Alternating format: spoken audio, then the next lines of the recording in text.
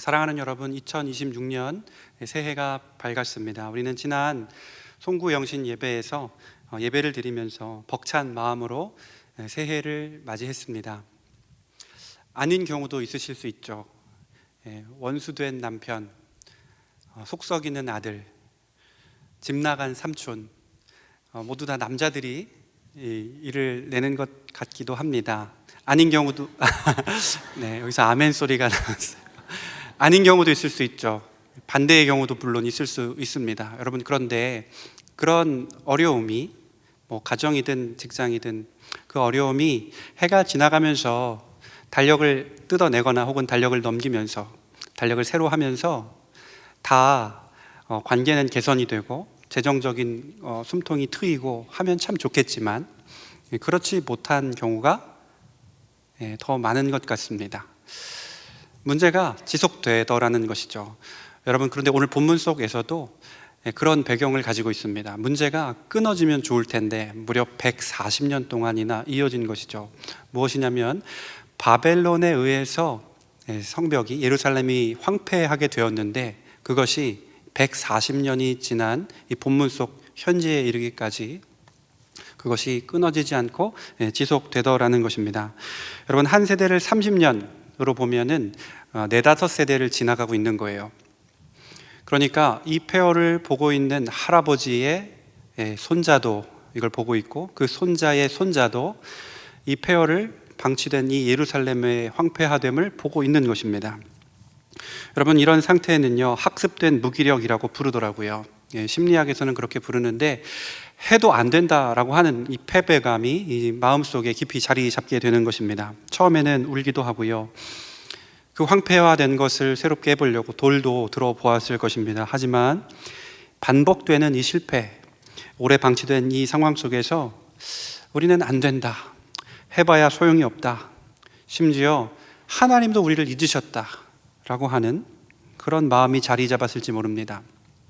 새해가 되어도 내 인생은 크게 달라지지 않아, 신앙생활이라는 걸 해봐도 소용없는 것이지, 그렇게 체념하는 것이죠. 그런데 바로 그런 절망스러운 자리에 아무도 기대하지 않았던 그 폐허의 한복판에 느헤미야라고 하는 사람이 등장을 하게 되는 것입니다. 여러분, 성경을 가까이 하고 읽으시는 분이라면 다 아시겠지만 이 느헤미야라고 하는 사람은 정말 대단한 사람입니다. 그런데 오늘 설교에서는요, 이 느헤미야라는 인물을 살펴보겠지만 느헤미야의 어떤 영웅담이나 성공 스토리를 주목하려는 것은 아닙니다. 느헤미야를 조명하는 것이 아니라 그 느헤미야를 통해서, 그림자인 느헤미야를 통해서 이 실체이신, 여러분, 그림자가 있으면 실체가 있죠. 그림자인 느헤미야를 통해서 실체이신 예수 그리스도를 만나려고 하는 것입니다.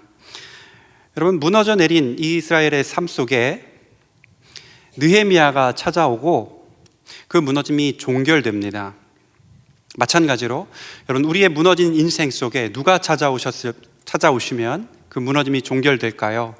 예수 그리스도께서 우리 가운데 찾아오시면 우리 삶 속에 있는 무너짐은 종결되는 줄로 믿습니다.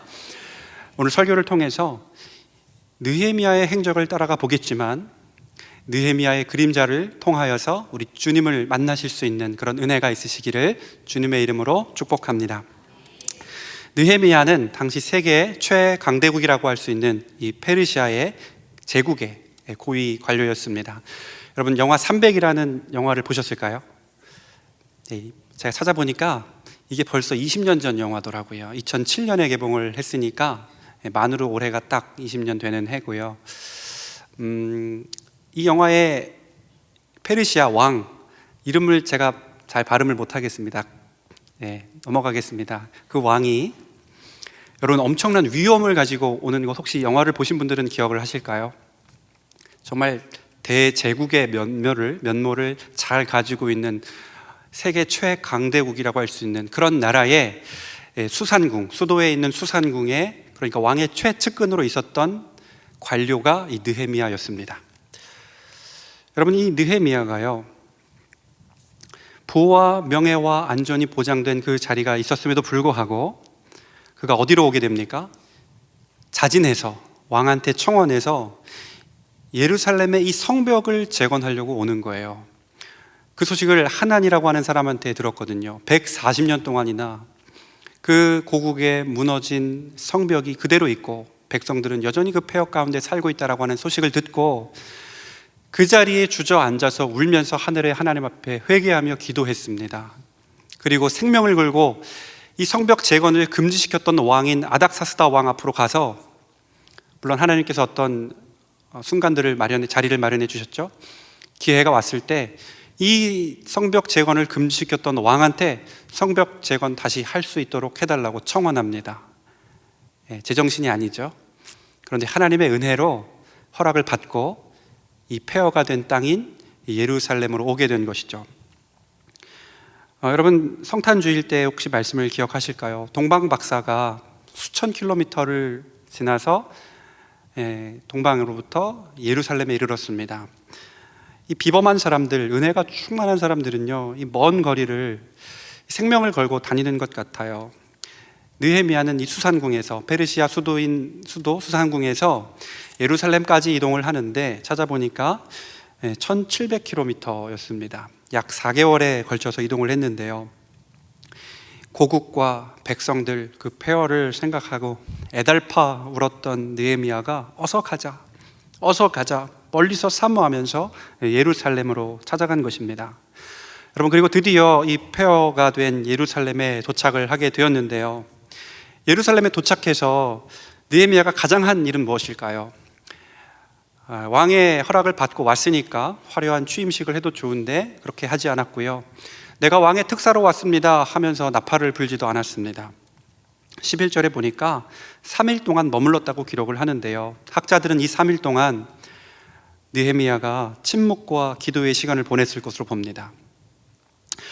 하나님의 말씀을 묵상하고 하나님의 뜻을 물은 것이죠. 그리고 나서 3일간의 침묵과 기도의 시간을 지내고 나서 아무에게도 말하지 않은 채 밤에 이스라엘 백성들이 겪었던 그 고통의 현장으로 갑니다. 3일간의 기도, 침묵 끝에 누군가에게 말하는 게 아니라 말하지 아니하고 그 밤에 홀로 140년 동안 방치되었던 그 현장으로, 폐허가 된 그 현장으로 시찰을 하러 가는 것이죠. 우리 13절과 14절 말씀을 우리 함께 읽어보겠습니다. 그 밤에 골짜기 문으로 나가서 용종으로 분문에 이르는 동안에 보니 예루살렘 성벽이 다 무너졌고 성문은 불탔더라. 앞으로 나아가 샘문과 왕의 못에 이르러서는 탄 짐승이 지나갈 곳이 없는지라. 자막을 한번 계속 봐주시면요, 분문이라고 되어 있는데요, 분문은 말 그대로 온갖 오물들을 밖으로 가지고 나갈 때 쓰는 문이고 하층민들이 살았던 지역입니다. 그리고 14절에 왕의 못은 고위층이 사는 동네예요. 거길 가보니까 짐승 하나 제대로 지나갈 수 없을 정도로 성벽이 다 무너졌음을 보았습니다. 여러분, 한번 상상해 보겠습니다. 내려주셔도 됩니다.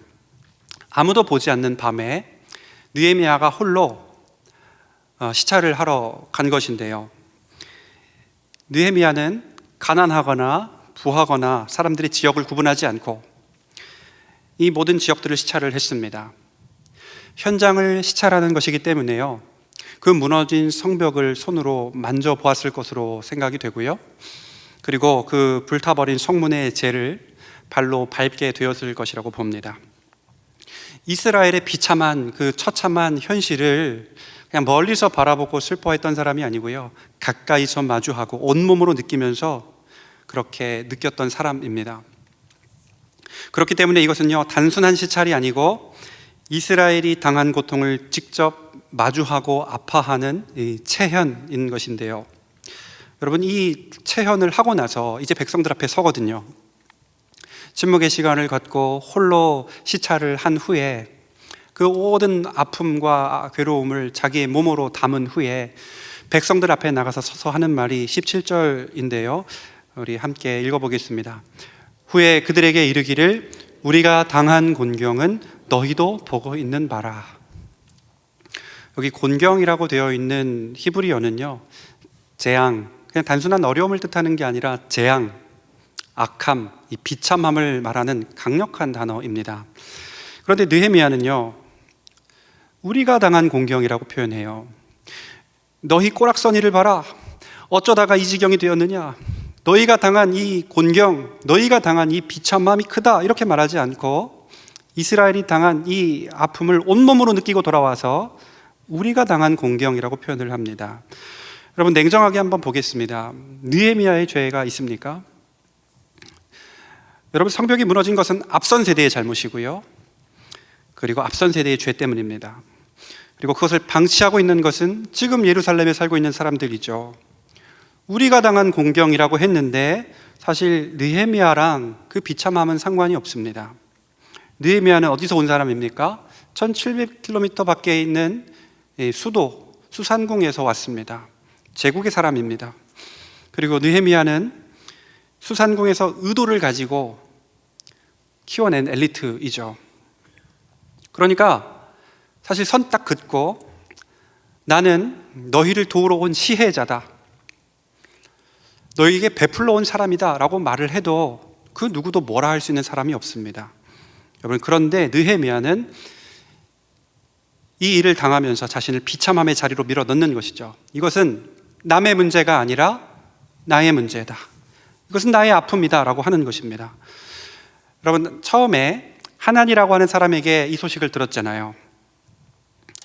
그때 느헤미야는 주저앉아서 울고 회개하는데요, 이렇게 기도를 합니다. 우리 1장 6절을 보시면요, 나와 내 아버지의 집이 범죄했다라고 하면서 울면서 하나님 앞에 기도했거든요. 여러분, 느헤미야는 이스라엘과 자신을 동일시합니다. 그리고 나의 죄라고 고백하면서 하나님 앞에 나가는 것인데요, 누가 등 떠밀었을까요? 아무도 등 떠민 사람이 없고요, 사실 그렇게 할 필요도 없음에도 불구하고 스스로 죄인의 자리, 실패의 자리로 내려앉은 것입니다. 여러분, 제가 지금 누구를 얘기하고 싶어서 이렇게 느헤미야를 살펴보고 있을까요? 저는 지금 느헤미야가 대단하다라는 것을 말씀드리고자 이렇게 느헤미야를 추적해서 말씀드리는 게 아닙니다. 여러분, 우리는 느헤미야를 그림자로 보고 실체이신 그리스도를 봐야 한다라고 말씀을 드렸는데요, 여러분, 우리 주님께서는 어떻게 하셨을까요? 우리 주님을 누가 등 떠밀었을까요? 우리 주님을 누가 등 떠밀어서 이 낮고 천한 땅으로 가라 하셨나요?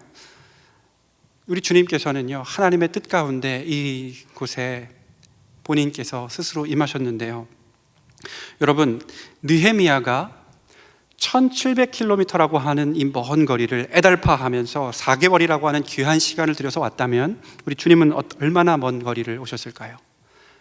느헤미야가 1700km, 그때 당시 이런 길은 위험하기 때문에 혼자서는 결코 갈 수가 없었고 치안이 좋게 왔기 때문에 보호를 받아야만 이동할 수 있는, 생명을 걸어야 하는 그런 거리였는데요, 그 먼 거리를 왔다면 우리 주님은 얼마나 먼 거리를 넘어서 이 땅 가운데 오셨을까? 우리 주님은 우리는 넘나들 수 없는 하늘과 땅이라고 하는 이 차원을 넘어서 사랑을 가지고 이 땅 가운데 오신 줄로 믿습니다. 여러분, 어떤 시간을 우리 주님께서는 사용하셨을까요? 우리는 범접할 수 없는 영원이라고 하는 이 비교 불가한 가치를 가지고 계셨던 분이 이 인간의 시계로, 우리 인간의 시계로 자신을 구속하여 들어오신 것입니다. 느헤미야는 왕궁의 화려한 영광을 뒤로하고 황폐한 예루살렘으로 왔다면 우리 주님께서는요, 하늘 보좌의 영광을 버리시고 이 땅 가운데 오셨죠.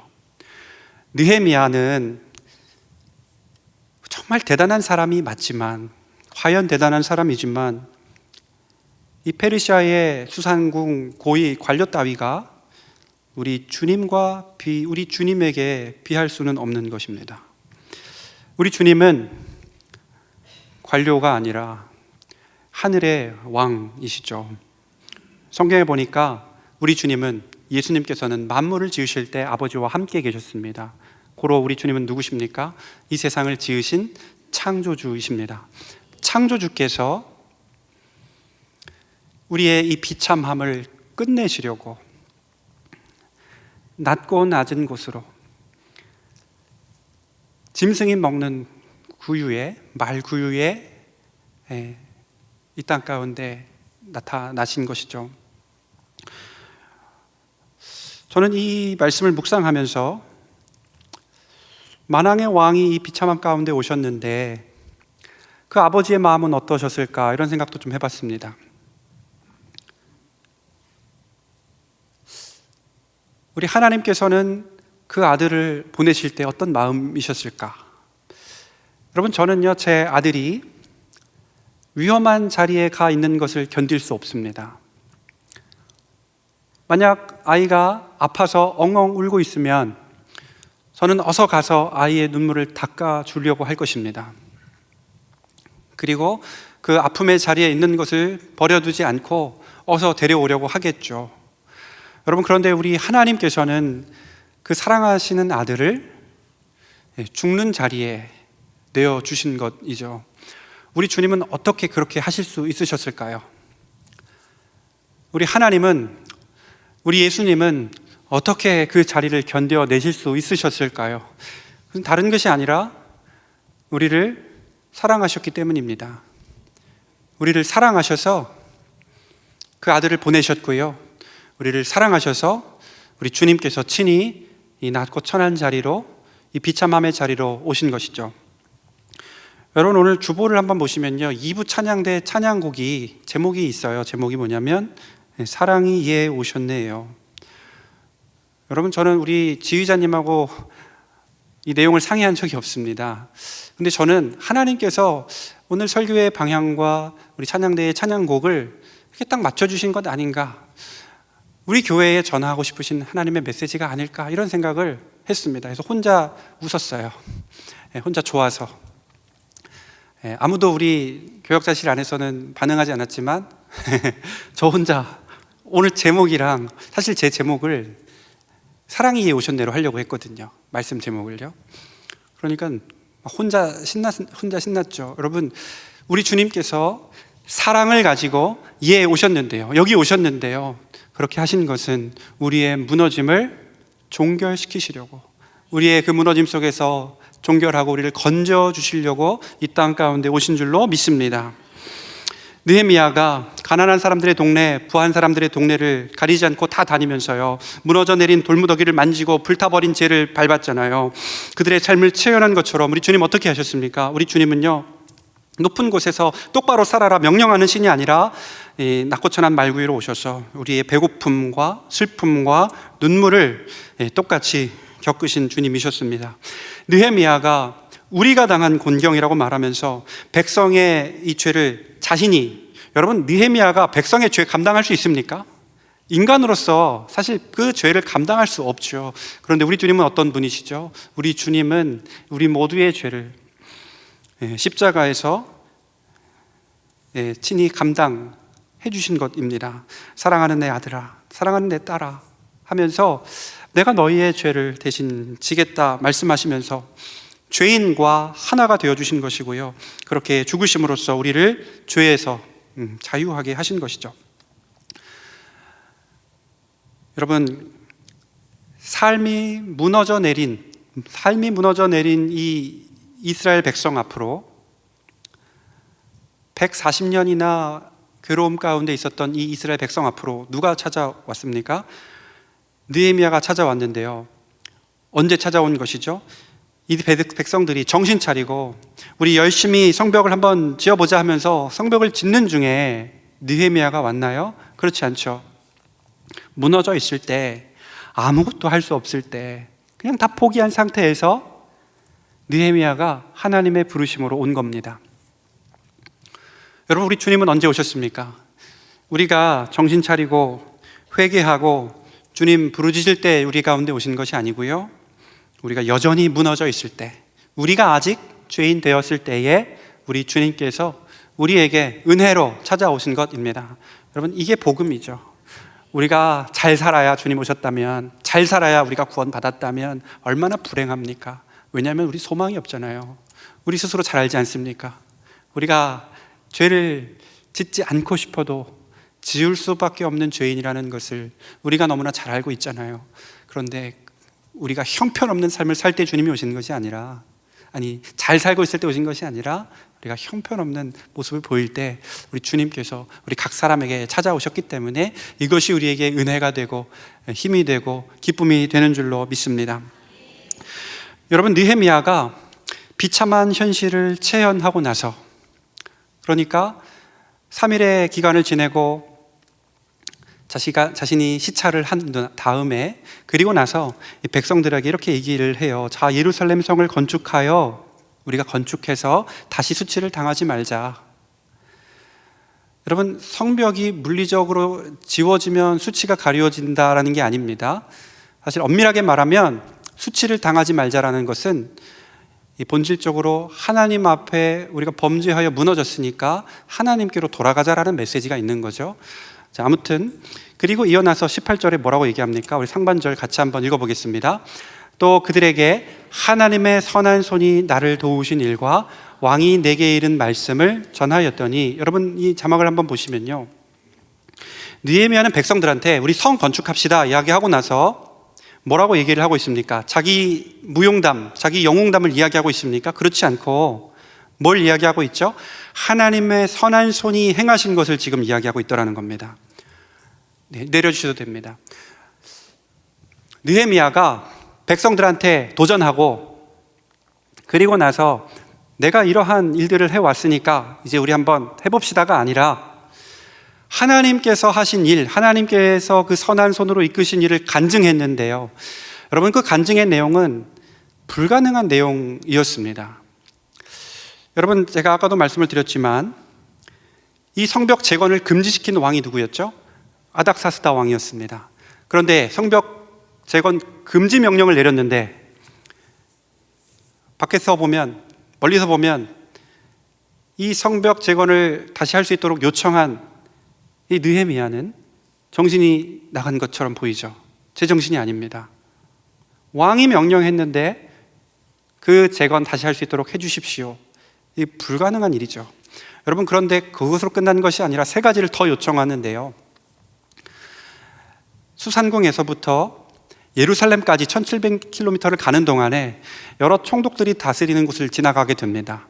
그 지나가는 곳에 무사 통과를 해야 되니까 조서를 내려주십시오 요청을 하죠. 왕이 그걸 들어줘요.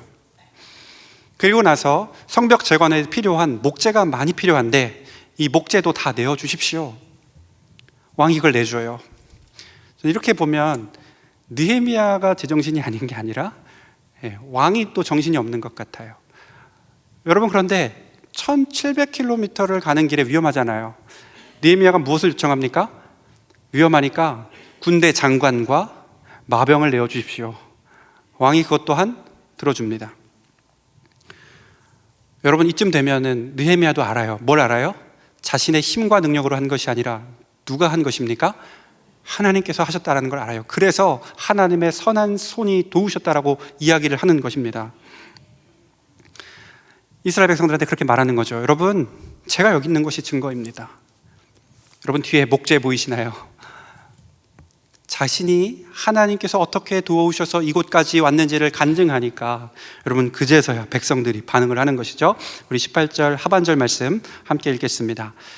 그들의 말이 일어나 건축하자 하고 모두 힘을 내어 이 선한 일을 하려 하매. 아멘. 140년 동안 꼼짝 않던 그들이 일어난 것은요, 해야 한다라고 하는 당위 때문이 아니었습니다. 그들이 일어났던 것은 선행하시는, 먼저 일하셨던 그 하나님의 은혜를 발견하고 나서 그들이 일어나게 된 것이죠. 여러분, 그런데 우리가 일어나자, 우리 건축하자라고 결단했다고 해서 그때부터 모든 문제가 순식간에 다 해결이 될까요? 주님이 여러분의 삶 가운데 찾아오셨는데요, 그래서 우리에게 우리 삶의 죄와 사망의 그 무너짐은 해결해 주셨지만, 종결해 주셨지만, 여러분 그때부터 삶의 모든 문제가 단번에 해결이 되시던가요? 그렇지 않습니다. 우리 주님께서 찾아오셔서 무너짐은 끝났지만 성벽을 재건하는 그 과정은, 우리의 삶 가운데 무너진 곳을 세워가는 것은요, 여전히 힘든 것입니다. 나의 삶에 무너져 있는 부분, 우리 가정에 무너져 있는 부분, 여러분, 이것을 다시 세워 나가는 과정은 어려운 거예요. 여러분, 실제로 이 성경의 배경 속에서도 산발랏과 도비아와 같은 대적들이 방해를 했고요, 심지어 내부의 갈등도 있었습니다. 은혜를 우리가 받았다고 해서 현실의 고난이 지금 당장 사라지는 것 아니죠. 여러분, 그러면 이 무너짐이 끝난 이후에 우리는 어떻게 지속적으로 이 성벽을 세워갈 수 있을까요? 이 성벽을 쌓아갈 수 있을까요? 어떻게 하면 다시 이 무기력에 빠지지 않고 끝까지 주님 주신 길을 걸어갈 수 있을까요? 그것은 하나님께서 우리에게 주신 말씀의 묵상에 그 답이 있습니다. 말씀의 묵상에 답이 있다. 여러분, 우리 12절 말씀을 우리 함께 읽어보겠습니다. 내 하나님께서 예루살렘을 위해 무엇을 할 것인지 내 마음에 주신 것을 내가 아무에게도 말하지 아니하고. 여러분, 하나님께서 느헤미야의 마음에 주신 게 있거든요. 그리고 처음에 도착해서 3일간 침묵하고 기도했잖아요. 그 기도 속에서 묵상했던 것은 하나님의 말씀이었습니다. 하나님께서 느헤미야에게 주신 그 말씀을 느헤미야는 계속해서 묵상했던 거예요. 그래서 느헤미야가요, 그 험한 여정을 뚫고 폐허 속에서도 낙심하지 않을 수 있었던 겁니다. 황폐해진 그 땅을 바라보고 할 수 없다라고 하는 그 무기력 속에 있는 게 아니라 할 수 있었다고 하는 것은 그 마음에 하나님께서 주신 말씀, 비전이 있기 때문이죠. 여러분, 그렇기 때문에요, 산발랏, 도비야, 게셈, 저는 이들을 못난이 삼형제라고 부르고 싶은데요, 이름도 좀 못생긴 것 같아요. 산발랏, 도비야, 게셈, 이름이 못생겼어요. 이들이 업신여기고 비웃고, 성경에 보니까 그렇게 되어 있습니다. 업신여기고 비웃고요, 그리고 내용을 보니까 협박까지 했거든요. 그런데 그럴 때 어떻게 하는 겁니까? 그럴 때 그들의 말에 흔들리지 않아요. 왜요? 무엇이 있기 때문에 그렇죠? 하나님께서 주신 말씀이 있기 때문입니다. 우리 20절 우리 함께 읽어보겠습니다. 힘있게 한번 읽어보겠습니다. 내가 그들에게 대답하여 이르되 하늘의 하나님이 우리를 형통하게 하시리니 그의 종들인 우리가 일어나 건축하려니와. 아멘. 여러분, 그냥 주문을 외우듯이 하늘의 하나님이 우리를 형통하게 하실 것이라 선포한 게 아닙니다. 여러분, 하나님이 주신 말씀이 없이, 하나님이 말씀하신 바가 없는데 하나님 우리 형통하게 하실 거야, 이거 얼마나 공허한 말입니까? 그런데 하나님께서 주신 말씀이 있는 거예요. 느헤미야 속에 불타게 하는 그 하나님의 말씀이 있으니까 느헤미야가 조금 더 흔들림 없이 주저하지 않고 담대하게 선포하는 것입니다. 하나님이 우리를 형통하게 하실 것이다. 여러분, 하나니 기억하시죠? 예루살렘의 소식을 느헤미야에게 처음 전해줬던 사람입니다. 그가 예루살렘의 이 황폐함을 전해줬을 때 느헤미야가 어떻게 했냐면요, 그 자리에 주저앉아 울었습니다. 얼마나 마음이 슬프고 힘들었던지요. 여러분, 그런데 예루살렘에 도착해서 자신이 귀로만 들었던 그 현장을 보면 어떻게 반응하는 게 더 맞을까요? 제가 상상해보는 느헤미야는 사실은 그 자리에 주저앉아 울어야 되는 것입니다. 너무나 처참한 현실을 눈으로 이제 보게 되었으니까요. 그런데 느헤미야는 그렇게 하지 않죠. 느헤미야는요, 도착하자마자 침묵 속에 기도의 자리로 들어가고요, 이 백성들 앞에 이렇게 선포하게 되는데, 그렇게 할 수 있었던 이유가 무엇입니까?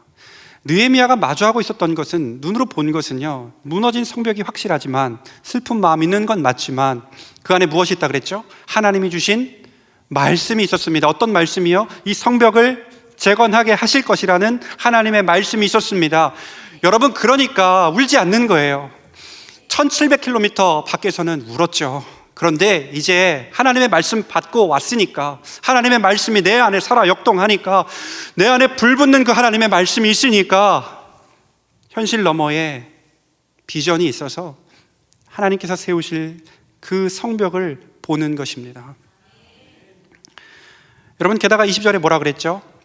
종들이라고 표현을 했는데요, 여기서 종은 부정적인 의미를 얘기하는 게 아니고 하나님의 권속, 하나님께 속해 있다고 하는 정체성을 나타낸 겁니다. 여러분, 이게 너무 중요한 거예요. 왜냐하면요, 우리는 하나님의 종들이라고 표현하고 이들을 비방했던 사람들에게는 너희는 기업이 없다라는 얘기를 합니다. 어떻게 이런 저주를 퍼부을 수 있을까요? 그건 이유는 다른 게 아니에요. 그 안에 뭐가 있기 때문이에요? 하나님께서 우리와 함께 하신다고 하는, 우리가 하나님의 권속이라고 하는 그 정체성을 부여하는 말씀이 있었기 때문입니다. 여러분, 그러면 흔들리지 않는 거예요. 여러분, 성경은요, 직설법과 명령법으로 되어 있습니다. 명령법, 이것 해라 저것 하라. 직설법은요, 은혜에 대한 사실의 열거예요. 명령법만 붙들면 얼마나 힘든지 아세요, 여러분? 이거 해라 저거 해라? 못합니다. 그런데 은혜의 사실을 먼저 내가 누리면, 그러면 이거 해라 저거 해라 할 수 있거든요. 이때 당시에 사람들에게 느헤미야가 명령하면서 이거 해라 저거 해라가 아니라 은혜의 사실을 열거하고 말했을 때 사람들이 움직였는데요, 산발랏과 도비야, 게셈, 그 악한 자들이 말할 때에도 확실하게 증언하며 담대하게 선포할 수 있었던 이유는 무엇입니까? 그 은혜의 사실을 열거할 수 있는 그 간증이 그 속에 있었기 때문입니다. 여러분, 우리도 마찬가지입니다. 우리의 무너진 삶, 이 건축하는 과정은 쉬운 게 아니라고 말씀을 드렸죠. 그런데 이때 필요한 것은 무엇입니까? 한번 새해가 됐으니까 내가 한번 해봐야지 하는 그런 의지가 아니라 무엇을 공급받는 것일까요? 우리 가운데 말씀하시는 그 하나님의 음성을 공급받는 것입니다. 여러분, 그러면 그렇게 은혜에 대한 공급이 내 안에 일어나면 그러면 건축이 지속되는 것이죠. 하나님의 말씀이 내 심령에 채워질 때, 그럴 때 우리는 우리가 당면한 어려움을 돌파해 나갈 수 있게 되는 것입니다. 여러분, 이거 제가 이렇게만 설명드리면 적용하기가 어려우실 것 같아서 조금 구체적인 예를 하나 생각해 봤습니다. 어떻게 하면 하나님의 말씀이 우리 심령 가운데 채워졌을 때 현재의 문제를 돌파해 나갈 수 있는가? 한번 생각해 보니까요, 부부싸움이 참 적절할 것 같아서 부부싸움을 가져와 봤습니다. 여러분, 부부싸움을 하게 되면 마음이 격해지고 안 좋은 말도 입에서 나갈 수 있죠. 아니신 분도 있을 수 있습니다. 누가복음 6장 45절에 보니까 선한 사람은 마음에 쌓은 선에서 선을 내고요, 악한 사람은 마음에 쌓은 악에서 악을 낸다 했습니다. 여러분, 마음에 뭐가 있느냐에 따라서 그 입술에서 나가는 게 다르죠. 하나님의 말씀으로 우리 심령이 채워지면, 은혜로 녹아지면 우리 입술에서 어떤 말이 나갈까요? 선한 말이 나가게 됩니다. 내가 신년 새해가 됐으니까 한번 노력해서 안 싸워봐야지 해서 결단해서 되는 게 아니고요, 하나님의 말씀이 우리 심령을 채우면 그러면 선한 말이 나가게 되는 줄로 믿습니다. 여러분, 그렇게 어려움을 돌파해 나가는 거예요. 하나님이 주신 말씀이 있어야 이 거룩한 성벽을 세워 나가게 되는 줄로 믿습니다. 내 힘과 내 노력, 내 의지 열심히 해봐요. 안 돼요. 여러분, 만약에 그게 됐다라고 하는 사람이 한번 있다고 가정해 보겠습니다. 100이면 100 다 안 되는데 됐다고 한번 가정해 보겠습니다. 그 사람이 뭐라고 얘기할까요? 그 사람은 하나님을 얘기하지 않을 거예요. 내가 했다 얘기하겠죠. 여러분, 그렇게 교만한 자리 가운데 있다면 그것은 바른 신앙이 아닌 것입니다. 오직 우리를 세우실 수 있는 유일한 분은 우리 하나님이시고 그가 주시는 말씀이 우리를 세워가게 하시는 줄로 믿습니다. 말씀을 맺겠습니다. 오늘 설교의 핵심은요, 새해니까 우리가 열심히 노력하자가 아닙니다. 하나님이 주신 은혜에 반응하여서 우리의 삶을 세우자는 것입니다. 사랑의 주님이 오셔서 우리의 무너짐을 끝내셨으니까 이제 그 은혜에 반응하여서 거룩한 성벽을 쌓아가자는 것이죠. 그 성벽을 세우는 힘, 내 미약한 결심이나 우유부단한 결심으로 되는 것 아닙니다. 여러분, 그렇게 제가 설명하니까 꼭 우리 새해에 했던 모든 결심이 무의미하다, 그런 것 아닙니다. 우리 주님이 주신 은혜 가운데 어떠한 결심들을 하셨다면 다 유의미한 것이죠. 그런데 어찌저찌 끌려가는 심정으로 자리했다면, 결단했다면 여러분, 그거는 그렇게 되는 것 아닙니다. 그 힘은 하나님이 부어주시는 은혜와 말씀, 하나님이 주시는 은혜와 말씀에서 그 힘이 나오는 것이죠. 여러분, 12일부터 14일까지 무엇이 있죠? 네, 신년 부흥회가 있습니다. 여러분, 그 다음 주에는 19일부터 24일 토요일까지입니다. 네, 있으니까 좋네요. 특별 새벽 기도회가 있죠. 여러분, 무너진 우리 마음, 내 마음, 우리 가정, 무너진 우리 교회 다시 세울 수 있는 영적인 자재를 공급받을 수 있는 시간이 되시기를 소망합니다. 이 시간들은요, 단순한 교회 행사가 아닙니다. 행사로 대하시면 행사로 마치실 거예요. 그런데 은혜의 복으로 보시면 복을 받아 누리실 줄로 믿습니다. 여러분, 그래서 모두 다 나오셨으면 좋겠습니다. 다 나오셔서 주님이 주시는 말씀, 우리를 세우시는 그 말씀을 받고 누리시는 은혜가 있으면 좋겠는데요. 그래서 삶의 무너짐을 이미 끝내신 예수 그리스도의 은혜를 힘입고 여러분의 삶과 우리 가정과 우리 사랑하는 창운대 교회를 말씀으로 아름답게 다시 세워갈 수 있는 복된 한 해가 되시기를 주님의 이름으로 축복합니다.